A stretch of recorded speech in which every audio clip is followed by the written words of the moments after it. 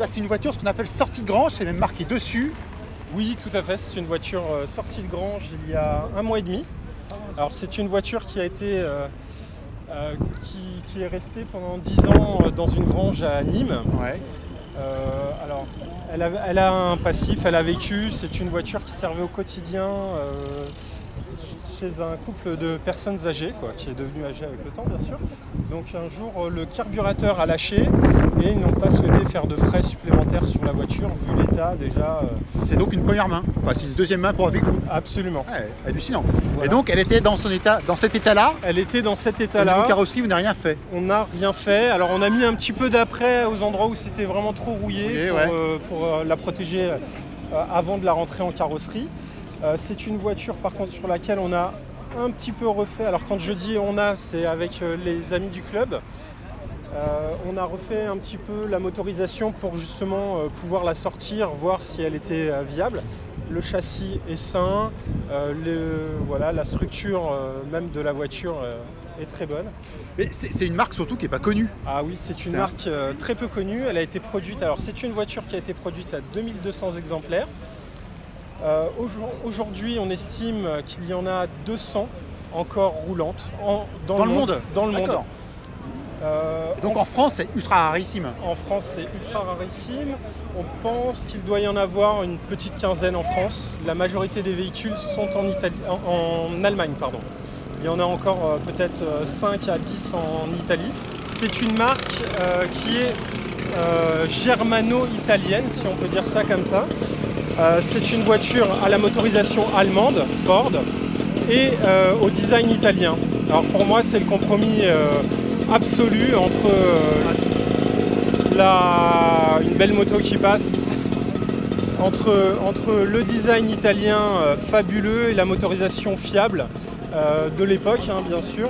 Donc un V6 2,3 litres qui développe 125 chevaux de l'époque. Alors maintenant, à mon avis, ça en fait beaucoup moins.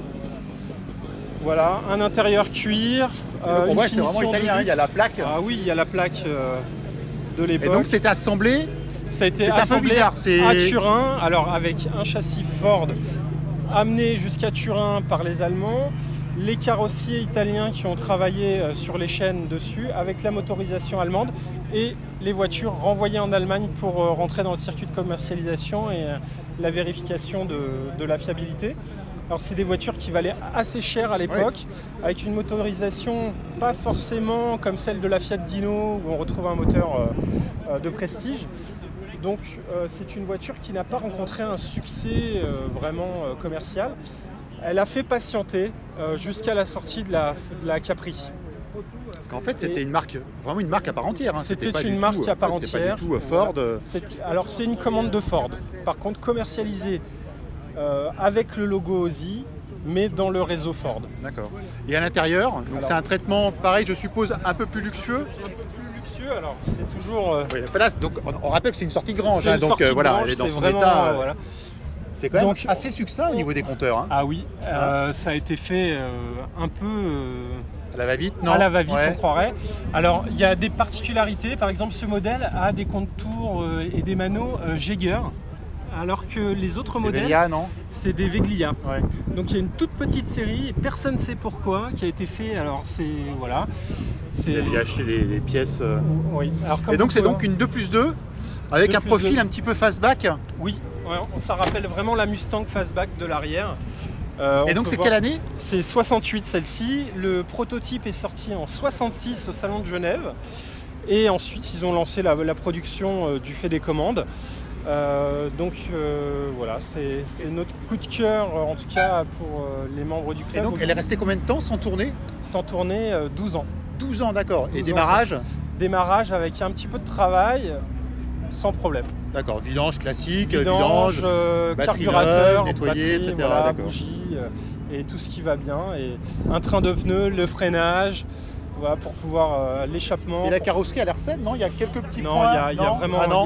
La carrosserie demande vraiment du gros travail sur toutes les parties basses. C'est pas de l'alu, hein ?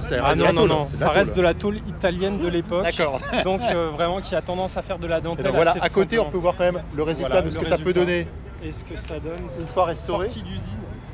Alors, cette voiture n'a pas été restaurée en tant que telle. Il y a un petit voile de peinture qui a été fait dessus. Le propriétaire a rajouté des jantes à rayons qui rappellent les jantes présentées lors du salon de Genève. D'accord. Et sinon, l'intérieur est entièrement d'origine. Cette voiture il y a quand même quelques petits détails. Enfin, je sais pas, je vois à l'instant, c'est quoi? C'est la trappe à essence, ça? Oui. D'accord, qui est située là.